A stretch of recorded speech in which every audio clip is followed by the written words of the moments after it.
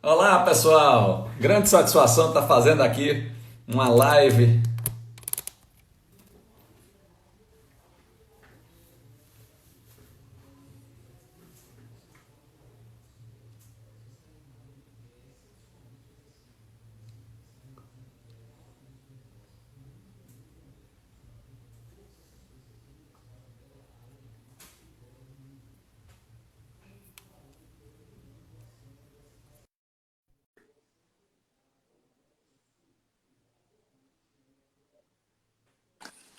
Bom dia, tudo bom, Opa, Paulo? tudo bem? E aí, Como é que bem tá você? você? Tudo ótimo, graças a Deus. Você está em São Paulo ou em Muito. Salvador? Estou em São Paulo. Nossa, já moro aqui há 15 anos. Estou aqui em E Salvador, você? rapaz, chovendo a cântaros aqui. É, né? Me diga uma coisa, eu soube que o prefeito está querendo fazer lockdown aí em alguns bairros, né? Ele já começou a fazer na Boca do Rio, plataforma, e tem mais um outro lugar aí. Rapaz, Legal. semana passada eu tive lá na Boca do Rio, parecia dia normal, engarrafamento, gente descalça, loja aberta, uma confusão.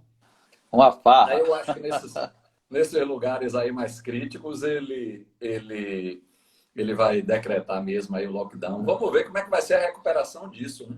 E seu Pois é, shopping lá? rapaz. Sentiu isso Cara, eu aí? desinvesti em dezembro do ano passado. Nós fizemos o desinvestimento, já um ciclo bacana. Ele tinha completado aí 4 anos de operação, né? 5 anos que a gente tinha lançado ele. E aí fizemos o desinvestimento, por parte normal do ciclo, vendemos para o nosso sócio, que é a rede Savenhago de supermercado. Então hoje eles estão 100% proprietários do empreendimento.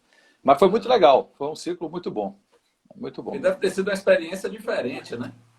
Foi, Investir no foi. comércio, né? O varejo é fascinante. E esse modelo que a gente adotou de investir em mall para oferecer ao lojista uma opção mais barata do que o shopping convencional, é tipo o Open Mall americano, foi nossa inspiração. Né? Foi muito legal, e se mostrou bem. A cidade do interior só tem um shopping lá em São Carlos, 240 mil habitantes, então a cidade abraçou o empreendimento, hoje é uma referência. A gente promove lá uma série de atividades culturais, Ah, que bom. sociais. Muito legal. Tudo Beleza. acontece lá. Até lançamento de novela acontece lá. Bom, já são 11 horas aí, eu acho que a gente podia ir começando aí, né? A Opa, conversar dentro do que a gente tinha combinado. Eu decidi criar uma série, você é o primeiro entrevistado dessa série, que se opa. chama Muito Engenheiros obrigado que me pela inspiram. honra. Engenheiros que me inspiram, em que eu vou procurar a cada 15 dias aí bater um papo assim informal com algum engenheiro que tenha algum tipo de destaque, né? Um destaque intelectual, um destaque como empresário, um destaque como formador de pessoas, porque eu acho que a história das pessoas servem de aprendizado para outras pessoas, né? Tanto para aqueles que estão começando a carreira, como aqueles, como a gente, que já está com a vida feita, mas que em algum momento da vida precisa se reinventar, se redescobrir, criar uma nova carreira. Ontem eu conversava aqui que a geração de meu pai é engenheiro civil também, entrava no trabalho e se formava e se aposentava no mesmo trabalho. O meu trabalho. Né? Hoje é absolutamente impensável. Eu acho que a pessoa nem quer isso, né? É verdade. É verdade. Ô, Roberto Senna, eu queria começar lhe pedindo para fazer um resumo aí de como foi sua carreira, desde o Roberto Senna lá de 20 e poucos anos até agora. Por onde você andou, o Legal. que você fez, onde você se formou. Eu já sei essas respostas, mas o público talvez não saiba. Legal. Oh, Aldo, antes de mais nada, puxa, super obrigado pelo convite, muito interessante. Na quarentena aqui, tenho acompanhado várias lives de artistas e estou me sentindo próprio aqui, viu, com o seu convite. Legal. Olha só, você é um querido amigo, tivemos a oportunidade Obrigado. de conviver junto, trabalhar. Quero agradecer aí os amigos que estão apoiando e aderiram aqui ao código. Estou vendo aqui, ó, tem 70 pessoas aí, né, online. É, Bom, tem 70 pessoas, é, depois eu vou deixar aí mais. gravado aqui, então isso aí, esse número triplica aí facilmente. Aldo, eu sou engenheiro civil, formado pela UFBA, em 81. Esse ano, em agosto, eu completo aí 39 anos de formado. Mas comecei na engenharia como estagiário em 79. Né? Então, minha militância na engenharia começou há 41 anos atrás. E fiz uma carreira grande. Eu trabalhei na área de infraestrutura, na construtora Odebrecht, durante 19 anos consecutivos, né? de 79 até 98. Nesses 19 anos, trabalhei em vários locais do Brasil e trabalhei em 2 locais no exterior. Eu fui expatriado nos Estados Unidos, onde eu fiquei 2 anos, e depois fui expatriado na África do Sul, onde eu fiquei mais 1 ano. Né? Vários tipos de obra, coisas marcantes, não só pelo porte das obras, mas também pela significância das obras. Uma delas, muito significante, no início da minha carreira. No primeiro ano de formado, eu tive o privilégio de construir o Hospital Santo Antônio, o Hospital de Irmã Dulce, da Santa Dulce dos Pobres. Né? Eu não Que sabia foi uma bênção, eu muito Nossa jovem, recém-formado. Eu formei em agosto, comecei a obra em janeiro de 82, e foi uma experiência muito marcante. Bom, em 98 surgiu minha primeira guinada, eu saí da Odebrecht, depois de 19 anos, aceitei um convite para ir para um fundo de private equity, que naquela época das privatizações tinha sido formada lá pelo Daniel Dantas, Opportunity. E fui viver uma nova experiência, aprender, ganhar a complementariedade da minha carreira. Deixei grandes amigos, aliás, você não sai, né? Quando você vive 19 anos numa organização, você não sai, você vai ali viver uma outra experiência, mas continua com o coração. E fiquei 8 anos fora da militância da engenharia, trabalhando com investimentos.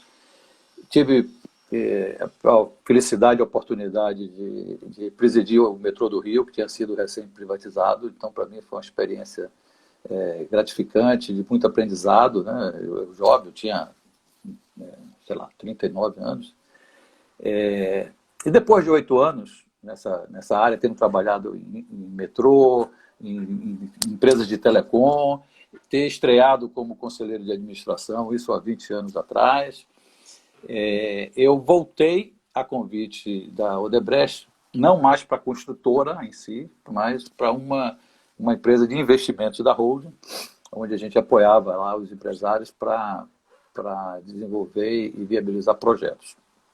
Nesse ínterim, a gente estudou um modelo de negócio de baixa renda e acabamos criando a joint venture com a Gafisa, e eu fui ser presidente, saí de novo da Odebrecht e fui ser presidente da Bairro Novo, que era essa joint venture com a Gafisa, que foi antes de existir o Minha Casa Minha Vida. Né? O Minha Casa Minha Vida foi em decorrência dessa experiência, dessa provocação, dessa busca por viabilizar.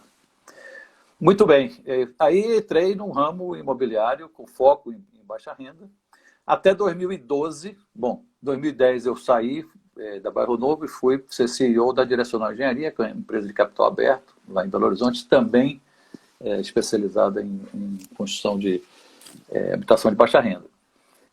Voltei a estudar, fiz MBA e tal, e em 2012 eu tomei uma decisão estratégica, mais uma virada minha, para me dedicar exclusivamente à posição, a contribuir como conselheiro de administração.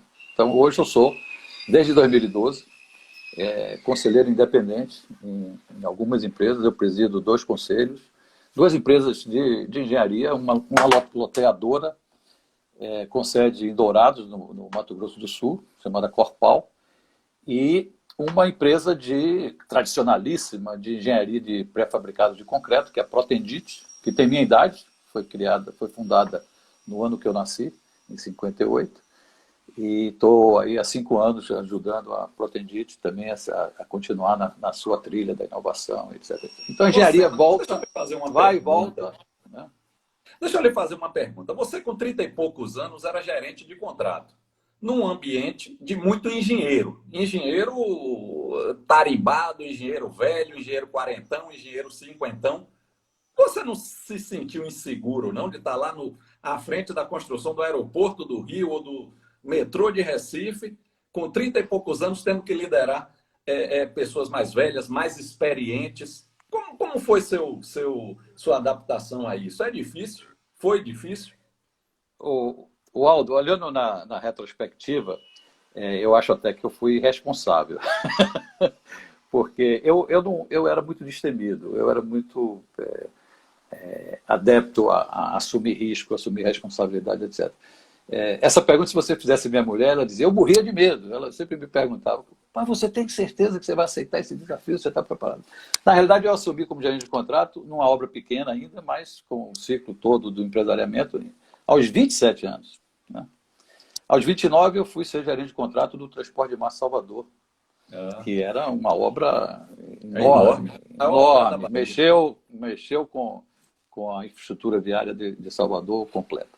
E depois, já aos 33, eu fui ser gerente de contrato lá do aeroporto do Galeão, a ampliação do Terminal 1 e Terminal 2. E nessas oportunidades, eu sempre fui o mais jovem. Hoje eu sou o mais velho de onde eu ando, mas eu sempre fui o mais jovem. E sempre tive o desafio de liderar pessoas não só mais velhas em idade, mas mais experientes. Né? Eu digo desafio porque é difícil, né? Mas complexo, não é complexo, é simples. Se você tem transparência, se você tem o espírito de contribuir com as pessoas, se você envolve as pessoas, não importa se elas são mais jovens ou mais maduras, você vai desenvolver uma relação de cumplicidade, de respeito, de admiração e vai trabalhar junto, gerando resultados, não tenha dúvida. Então, eu liderei, sim, muita gente madura e nunca, graças a Deus, nunca tive problema de rejeição. Talvez pela minha postura de espírito de servir, de estar sempre buscando, envolvendo as pessoas e buscando as contribuições, sem impor, no diálogo, entendeu? Mas é um desafio grande e a gente tem que se preparar, não só na engenharia, em todas as profissões, mas na engenharia em particular, a gente tem que se preparar para saber lidar com os mais simples, os mais humildes, os menos academicamente preparados, com os mais velhos, com os mais jovens.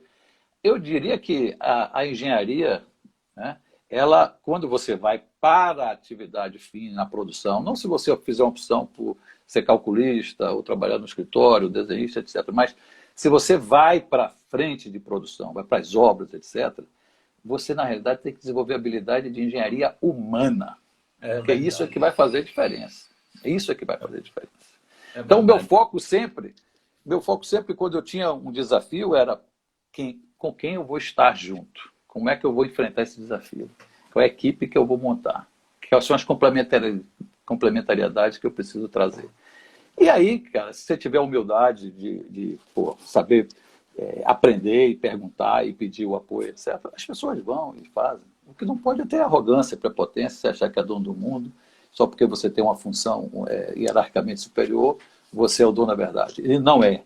De fato, não é. A vida é uma eterna aprendizado. Eu estou vendo muitos colegas aqui fazendo comentários, uns chamando de você, outros chamando de senhor, uns disseram que trabalharam com você lá atrás, outros dizendo que trabalharam com vocês mais recentemente. Agora, uma coisa que todo mundo diz do Roberto Senna, eu também digo isso, é que você sempre foi caracterizado por ser um formador de pessoas, não é isso? Tanto a informação, tanto pode ser dando um empurrão para a pessoa se formar mesmo, intelectualmente, fazendo curso, como formação de mentoria, de conselhos. Eu já vi, por exemplo, um colega me dizendo assim, quando eu virei gerente de produção, Roberto Senna me chamou e disse, rapaz, você não está sabendo liderar os encarregados. Mude seu jeito. Ou então, você sabe liderar os encarregados, mas você não sabe falar com o cliente. Você está precisando desenvolver essa outra capacitação. É verdade isso que você é conhecido por ser um formador de pessoas? Essa é realmente uma característica sua que eu vejo? Bom, eu fico satisfeito de você ver isso e os testemunhos que você recebeu de outras pessoas. Eu me vejo assim, né? Até por uma questão de responsabilidade, compromisso de retribuir. Eu tive uma formação muito boa. Eu tive bons patronos, eu tive bons líderes que me formaram desde cedo. Eu tenho que fazer aqui, dar os méritos aqui, as honras. Eu, muito jovem, com 21 anos, quando eu comecei a estagiar, eu fui trabalhar com o Dr. Norberto Odebrecht. Então, eu tive um líder, educador, fantástico, que não só me ensinou, mas como me inspirou a ser um líder educador também. Então, desde sempre, eu procurava retribuir isso, né? E adoro trabalhar com pessoas, para contribuir com pessoas, principalmente os mais jovens. E talvez por isso tenha sido a minha decisão de vida de me tornar conselheiro de administração.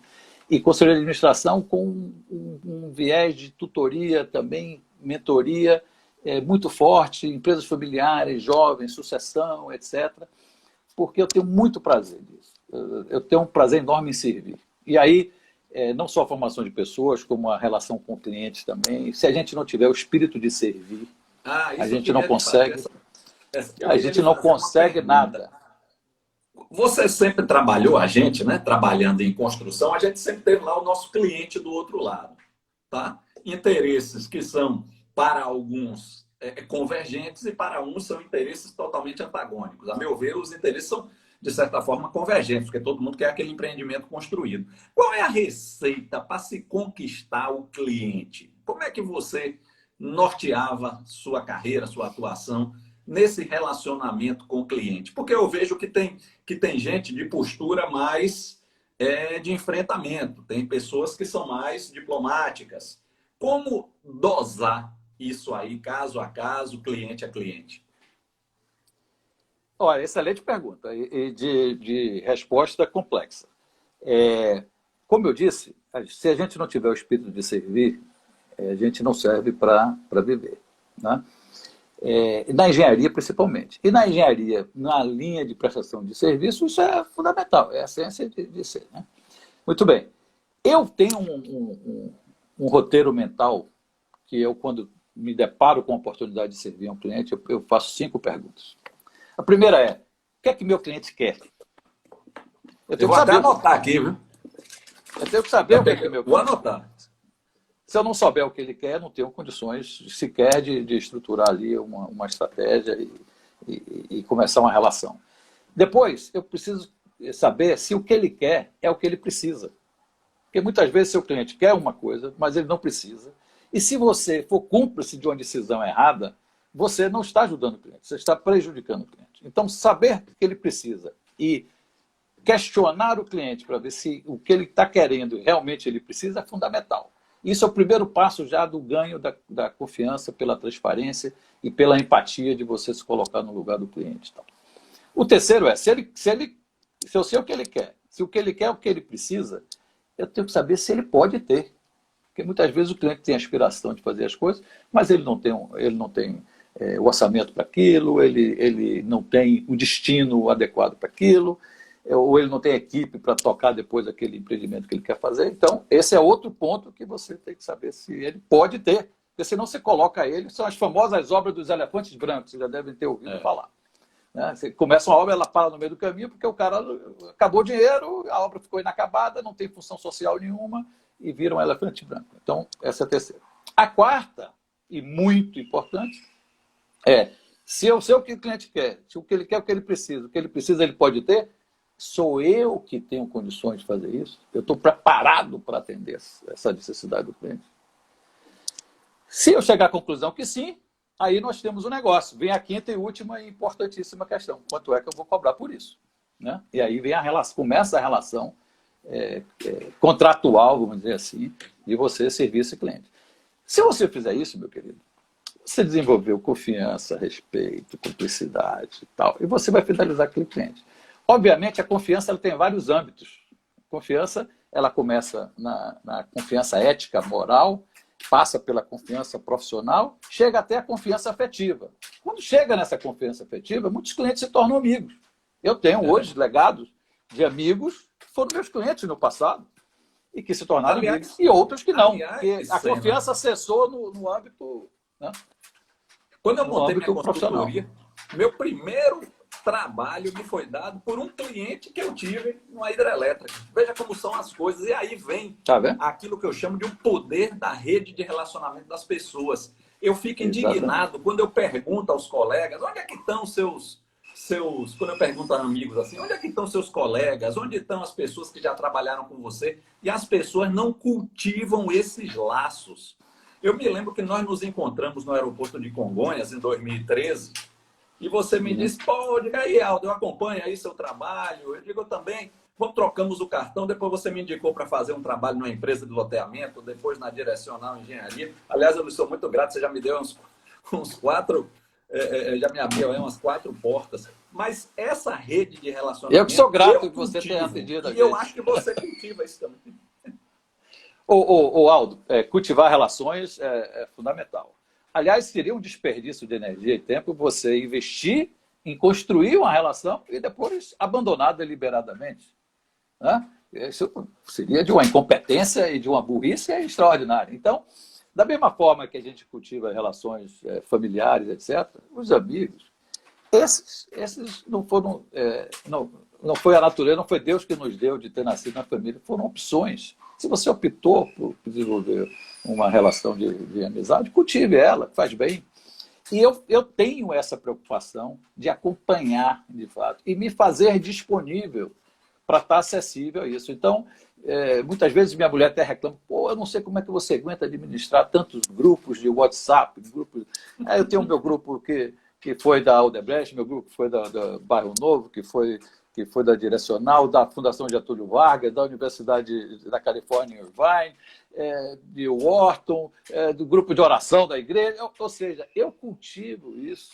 E quando eu fiz 50 anos, eu estou com 62 hoje, eu resolvi juntar todas essas tribos. E eu fiquei impressionado, porque no meu aniversário tinham 400 pessoas de todas as tribos, desde a minha tribo de infância, da minha rua, onde eu fui criado lá no bairro de Nazaré, em Salvador, até, naquela época, os mais recentes, os colegas que trabalham comigo. Isso foi tão legal, tão gratificante. Teve gente que veio dos Estados Unidos para celebrar comigo a vida e tal. Então, isso é fundamental. E profissionalmente, isso é quase que uma obrigação, porque se você teve um impacto positivo na formação de alguém, você tem a obrigação de zelar para que aquela pessoa se mantenha fiel àquilo que desenvolveu e que você possa estar disponível para apoiar, etc, etc. E também tem retorno. Você é o cara que eu tive a oportunidade de liderar lá nos Estados Unidos, nós trabalhamos juntos lá em Los Angeles, e hoje nós somos colegas. Você quebra tanto galho meu profissional de atender chamados, pedidos, Aldo, estou precisando de sua consultoria, vem cá resolver esse problema e tal. Olha aí, se a gente tivesse se isolado, ou se não tivesse desenvolvido essa relação de confiança, isso não seria frutífero. Ô, Sena, você tem algum... se você fosse começar de novo lá atrás, você vendo o Roberto Sena lá de 20 e poucos anos, o que você teria feito diferente aí na sua carreira? Aldo, eu tive 2 decisões importantes que eu talvez fizesse diferente. Não que eu me arrependa dos resultados, muito pelo contrário. Eu sou muito feliz e muito agradecido a Deus pela oportunidade que eu tive de desenvolver minha carreira. Mas, em 2 momentos muito difíceis, eu poderia ter mudado completamente o meu destino.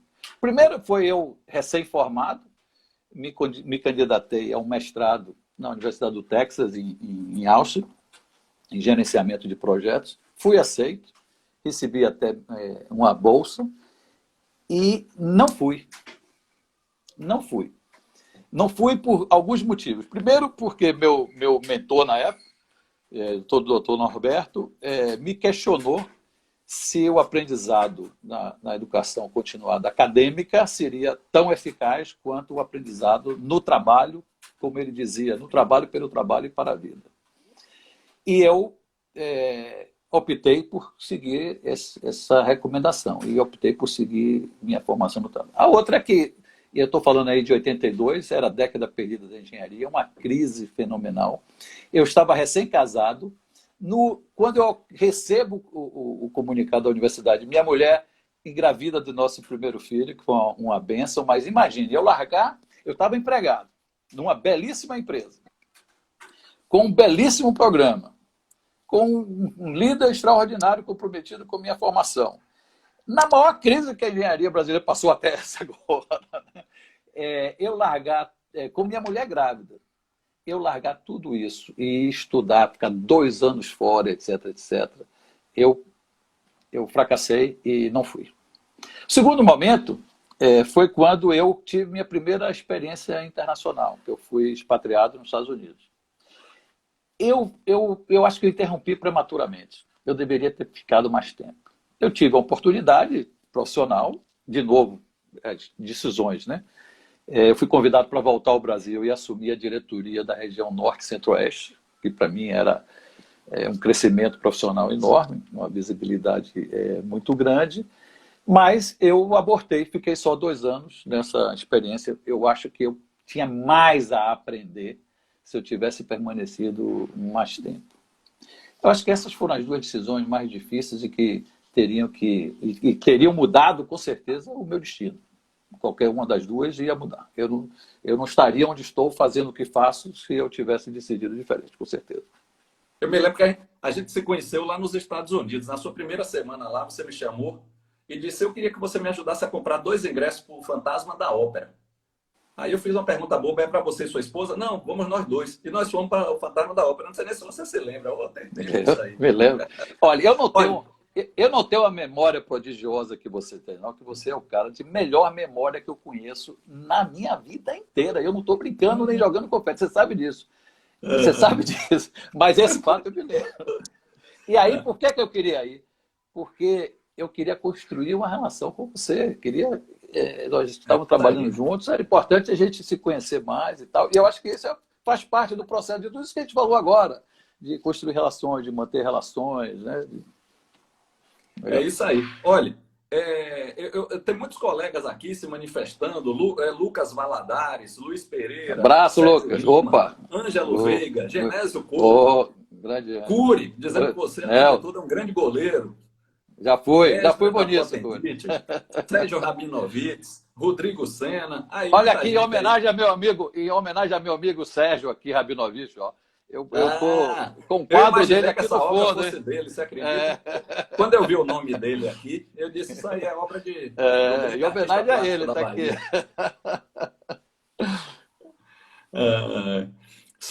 Gustavo Guerra, muita gente que trabalhou com você aí ao longo dos anos. Ô, Senna, quando você vai contratar alguém, o que é que você busca nessa pessoa que você vai contratar? É o cara ser inteligente, é o cara demonstrar que é trabalhador, é ele ter tido uma boa escola? O que é que você pergunta e o que é que você quer ouvir quando você vai contratar uma pessoa?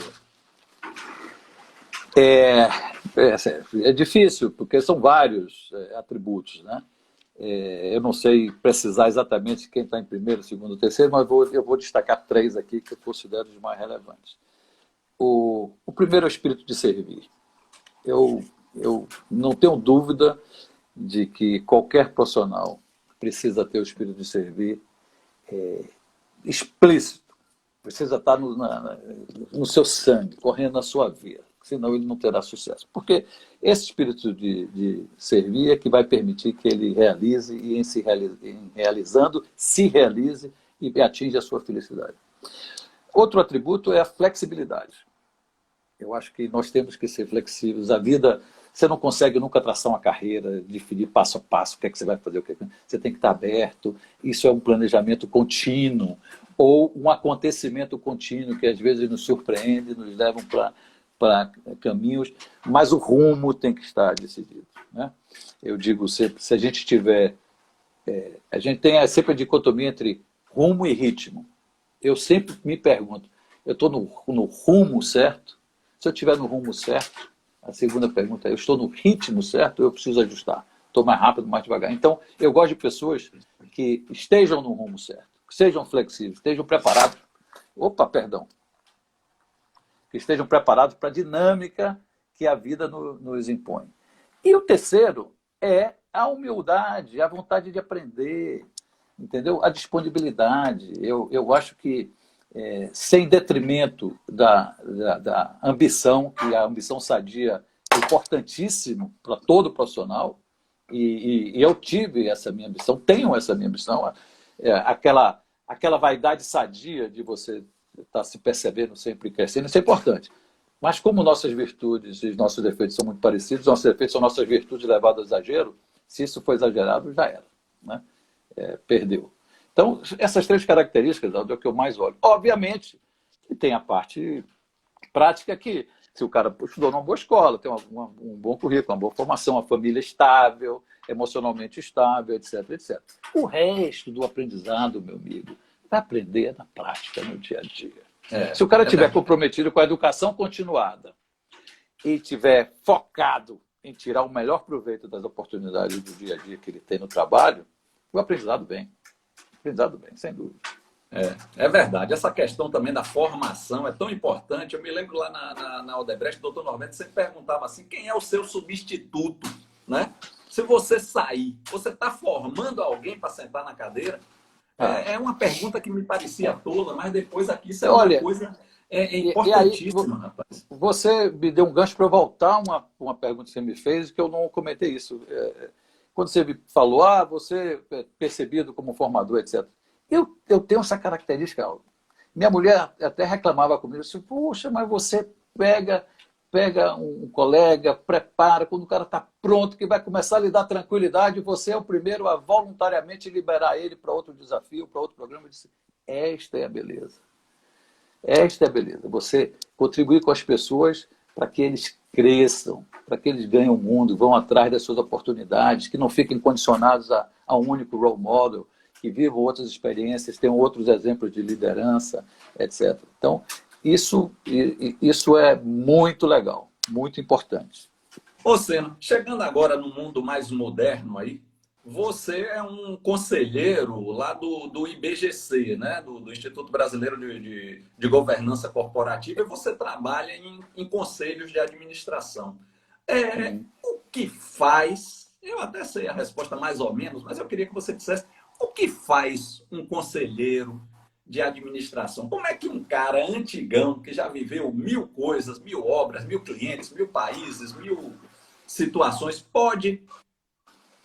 o que ele pode agregar a uma empresa? Você tem que perguntar aos meus colegas de conselho das empresas de trabalho. Não, olha, eu fiz uma opção deliberada e planejada. Eu me associei ao IBGC em 1999. O IBGC foi fundado em 97. Em 99 eu me associei. Porque naquela época, eu caí de paraquedas no meu primeiro conselho, aos 40 anos de idade, eu fui ser conselheiro da então Telemar, antes da junção.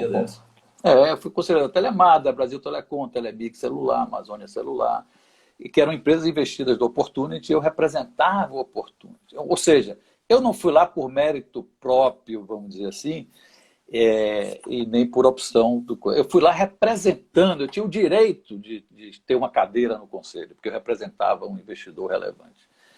E, meu amigo, eu convivi ali com cobra criada, com muitas feras e tal, e foi um aprendizado a fórceps. E eu tinha clara consciência de que a governança nessas empresas era muito frágil, que precisava aprimorar, e eu, como conselheiro, precisava me aprimorar. Então, comecei a estudar ali. Fiquei vários anos, depois que eu saí desses conselhos, fiquei vários anos sem ser conselheiro. Até que em 2010, quando eu saí da Bairro Novo, que eu fui para a direcional, eu tinha esse objetivo. Eu fui com a missão de fazer algumas missões lá importantes. Uma entre elas era ser um facilitador da associação do fundador com o filho. Outra era justamente contribuir com a melhoria da governança. E quando eu deixei de ser CEO, concluí a associação e que eu fui para o conselho, aí eu tomei a decisão. Bom, agora eu sou conselheiro. Sou conselheiro certificado, conselheiro independente certificado pelo IBGC. Ato contínuo, eu entrei no conselho da, hoje Prumo, na época era LLX, onde eu fiquei 7 anos na Prumo. Eu até lhe agradeço lá a indicação, fiz um trabalho muito grande. Eu que te agradeço sempre, você não me dá, eu que lhe devo. Eu fiquei 5 anos e meio presidindo o conselho, com o controlador, um fundo americano, quer dizer, uma honra, um privilégio, um desafio, uma responsabilidade muito grande.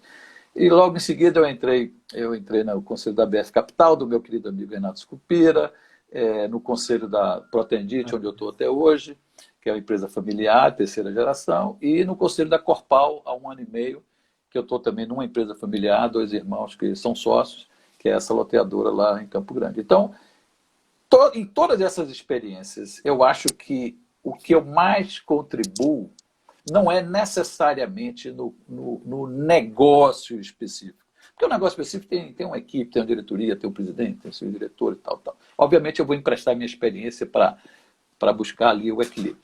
Mas o que eu mais contribuo é nas relações, nas provocações, na visão de longo prazo, na busca da coerência, no fortalecimento dos princípios e valores da empresa, né? Na coerência das ações do dia a dia, na formação de pessoas, é a área onde eu mais entro. Então, eu mesmo como conselheiro, eu faço questão de entrevistar todo e qualquer gestor que entre, que esteja se candidatando a entrar na empresa, eu faço questão de entrevistar. Eu não teria nem obrigação, nem direito, mas é uma prática que eu acho que é salutar. Tem algumas perguntas aqui de Rogério Borges, de Gustavo Guerra, de Genésio Couto. Opa, Genésio tá só gente aqui. Boa. Qual é seu maior legado, seu, como executivo? Meu maior legado como executivo é difícil pra caramba, né? Bom, você está tirando já o aspecto familiar, pessoal, etc. Como executivo. Eu acho que a quantidade de pessoas que trabalharam comigo e que eu contribuí na formação e que são pessoas muito bem-sucedidas, muito bem posicionadas. Genésio é um exemplo disso. Eu corri um risco muito grande. Genésio tinha uma brilhante carreira no setor público, era executivo de carreira da Coelba. Eu surpreendi ele com um convite há 30 anos atrás para largar. Ele era professor da universidade, executivo da Coelba, largou tudo e veio ser meu gerente administrativo financeiro no transporte de massa de Salvador, pulando de paraquedas para outra indústria, para outra cultura, para iniciativa privada e etc, etc. E hoje é o cara que eu respeito mais na gestão de pessoas, na gestão corporativa, um apoio qualificado extraordinário. Esse exemplo eu estou dando porque ele fez a pergunta, mas inúmeros colegas. E isso me satisfaz muito. Eu acho que é meu maior legado. Sabe? Obviamente, de realizações tem outros, mas nada supera a quantidade de pessoas que eu pude contribuir. E uma outra pergunta que eu queria lhe fazer é o seguinte. A gente está vendo aí muito colega, lamentavelmente, desempregado, né? Esse mundo da construção foi chacoalhado aí de 5 anos para cá de uma forma inclemente. Qual é o conselho que você dá a um quarentão, um cinquentão, vamos pegar um cinquentão, que de uma hora para outra se viu desempregado, que não sabe o que fazer? O que você recomenda a essa pessoa? Mudar de carreira, procurar os colegas, voltar a estudar? É difícil, né? Mas o que você diria? Diz que se conselho fosse bom, a gente não dava, a gente cobrava, a gente vendia. É difícil a gente aconselhar assim. Mas uma coisa eu tenho certeza, Aldo. Os mais maduros, que eventualmente estejam perdidos no que fazer, etc, etc. Pensem 10.000 vezes antes de tomar uma decisão de empreender por conta própria. Empreender já é dificílimo quando é uma opção e é impossível dar certo quando é por falta de opção. Então muita gente se engana. Muita gente se engana. Eu tenho experiência e tal, vou abrir minha própria empresa, vou fazer isso aqui, vou abrir minha consultora, minha empresa de manutenção, isso. Pelo amor de Deus, não façam isso se não for por opção, por vocação, depois de ter analisado todos os riscos. Todos os riscos. Tem outras formas de recomeçar, tem outras formas de se reinventar. Né? A experiência tem um valor enorme, tem muita empresa que precisa ter. Se preparar para se tornar também conselheiro ou um consultor qualificadíssimo como você é uma opção de carreira enorme para quem saiu da vida do dia a dia do executivo, que foi vítima da crise pelo que a economia passou, porque a engenharia em particular está passando. Então, esses são os 2 pontos. Não caiam no conto de que eu vou empreender e tal, e vou ter sucesso, porque não necessariamente terá sucesso. Segundo, se prepare para ter alternativas e a experiência tem muito valor e se você souber empacotar ela, desenvolver, lapidar, vai ter sempre alguém querendo remunerar você por sua experiência. Ô, Sena, que conselho você daria a quem está saindo da faculdade agora, ou um recém-formado? O que é que você, olhando para trás, pode dizer a essa pessoa?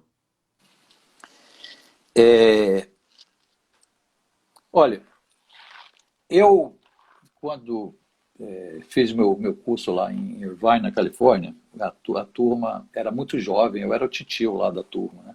Eu já estava maduro. E no final eu desenvolvi um relacionamento bacana com eles me chamaram para ser o orador lá no encerramento. E no meu discurso lá de encerramento, de improviso, que eu não preparei, eu não escrevo nada, eu falo de improviso. Eu passei uma mensagem para eles, né? Eu falando da diferença entre sucesso e felicidade. Então é mais ou menos o que eu vou colocar aqui para responder a sua pergunta.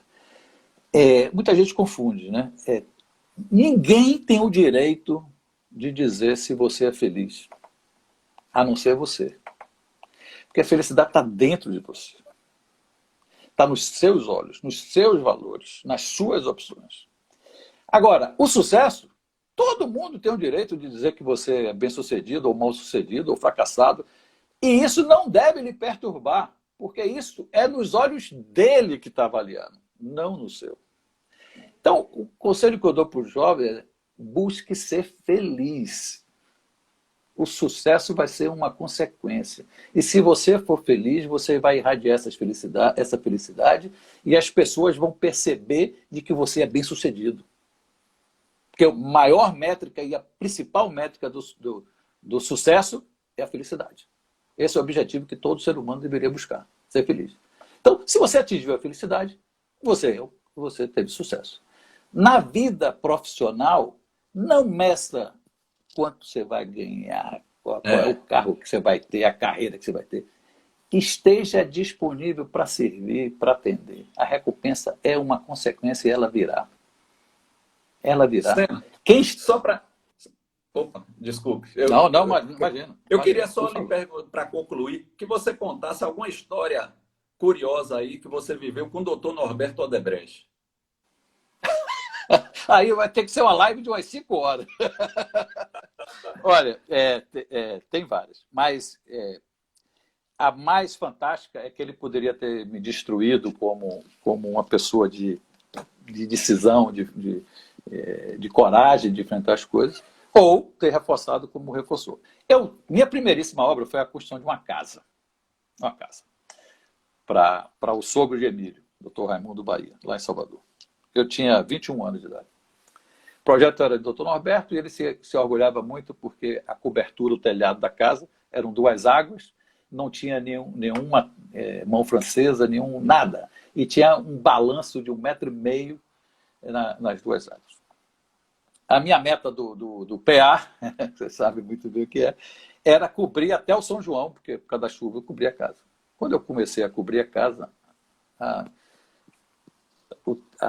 o telhado começou a envergar com o peso.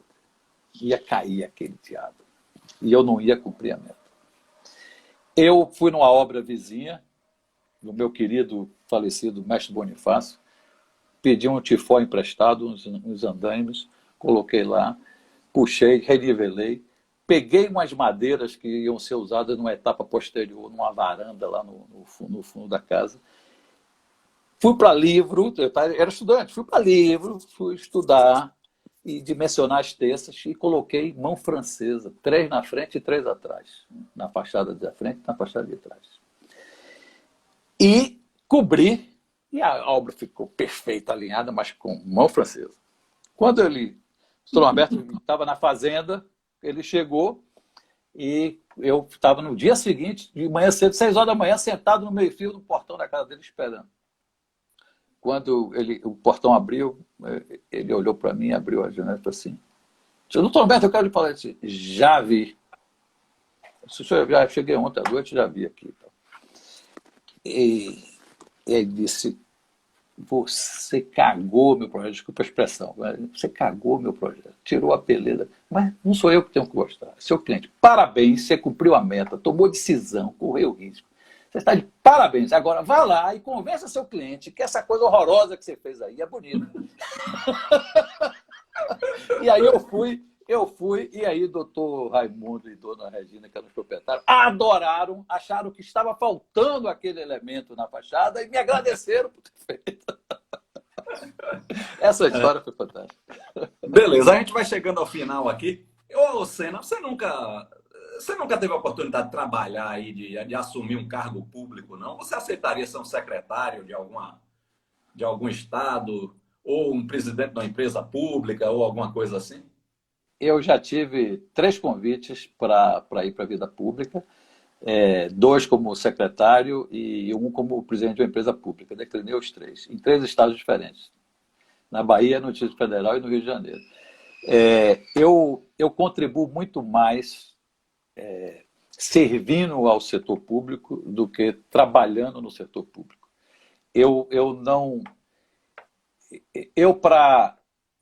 Para sobreviver 48 horas no setor público, eu tinha que ser contratado numa sexta-feira, porque com certeza na segunda-feira eu ia pedir demissão.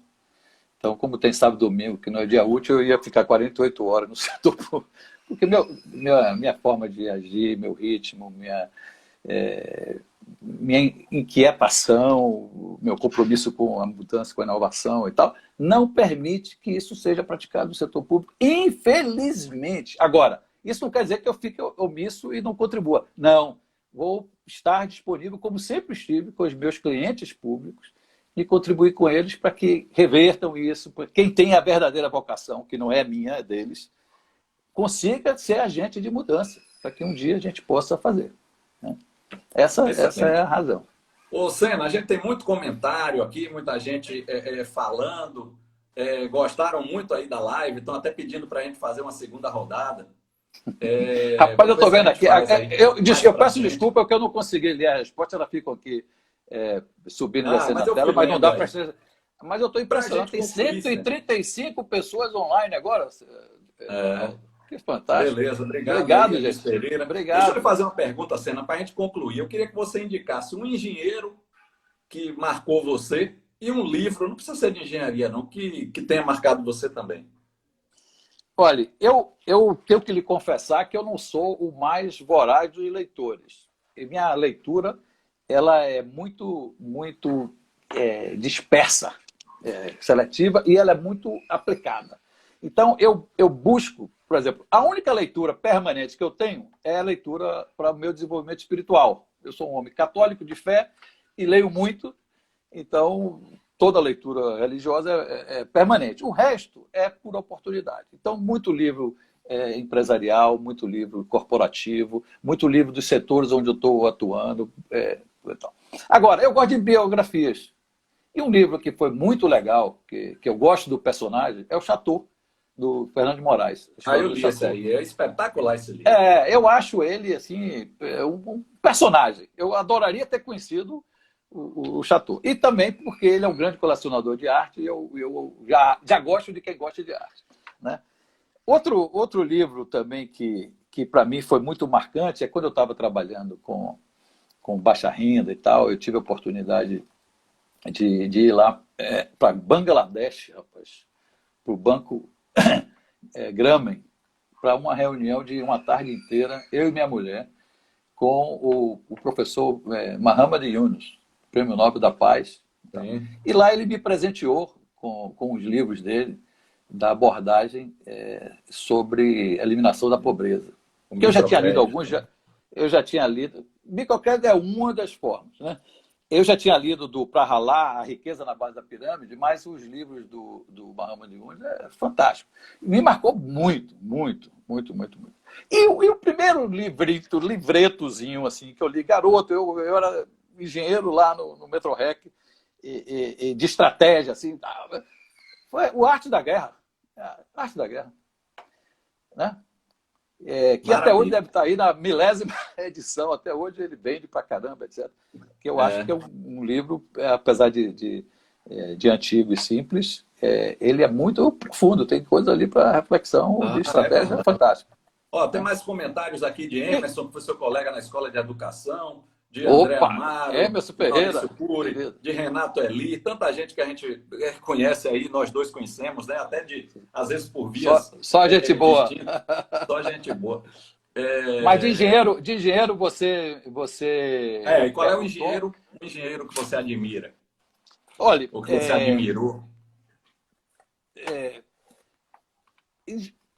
não pela engenharia lato sensu, mas com certeza a minha maior admiração é por Norberto Odebrecht, que é o grande empresário da engenharia que mais influenciou na minha formação. Agora, se eu quiser materializar isso e traduzir assim, pragmaticamente, eu trabalhei com grandes engenheiros. Por exemplo, quando eu fui para Bairro Novo, a gente inovou, nós trouxemos a primeira obra de parede de concreto com forma de alumínio feita no Brasil. Já se fazia parede de concreto com forma de plástico, forma de aço, etc. Forma de alumínio. Foi a Bairro Novo, empreendimento de Cotia. E o grande mentor, líder da equipe de engenharia, a quem eu agradeço a contribuição que deu, foi o Marcelo Moacir e o Paulo Flacker, que trabalhava com ele. Os dois tiveram uma participação muito grande. Marcelo Moacir mora nos Estados Unidos hoje. Paulo Flacker é sócio de uma empresa lá em São Carlos. Esses dois engenheiros foram muito importantes. Então, como destaque assim, que marcaram, eu diria que são esses aí. Beleza. Bom, eu queria lhe agradecer aí, foi ótimo, gostei muito do bate-papo. Eu adorei. De fazer essa série Engenheiros que eu adorei. Você foi o primeiro aí que me veio à cabeça. Me deu muitos conselhos. Eu me lembro que da última vez que a gente se encontrou, a gente saiu para almoçar ali em Pinheiro. Você lembra? A gente tomou um vinho na hora do almoço. Eu nem voltei para trabalhar de tanta coisa que ficou ecoando aqui na minha cabeça. Dicas de trabalho, de carreira, de vida pessoal. Bom, pelos comentários aqui, o pessoal também gostou. Isso aí Muito obrigado, pessoal, pela participação aí. Desculpa eu não ter visto as perguntas aqui, as respostas. Mas obrigado mesmo, valeu o apoio. Estou impressionado. Um sábado de manhã, a gente tem 138 amigos aqui plugados para ouvir a gente bater esse papo gostoso, né, Aldo? Isso depois vai ter mais gente assistindo aí. Com certeza a gente vai dar amplitude a esses conhecimentos que você compartilhou aqui comigo e com essas pessoas todas que estiveram ligados. Obrigado, um grande abraço aí, um abraço para a família. Obrigado, gostei eu que agradeço. Rabinovitz aí. Talvez Chateau tivesse um quadro desse aí, se Sérgio fosse lá da década de 50. Olha, obrigado, um beijo para vocês. Valeu, um abraço aí para a família. Bom final de semana, obrigado. Obrigado, grande abraço. Tchau.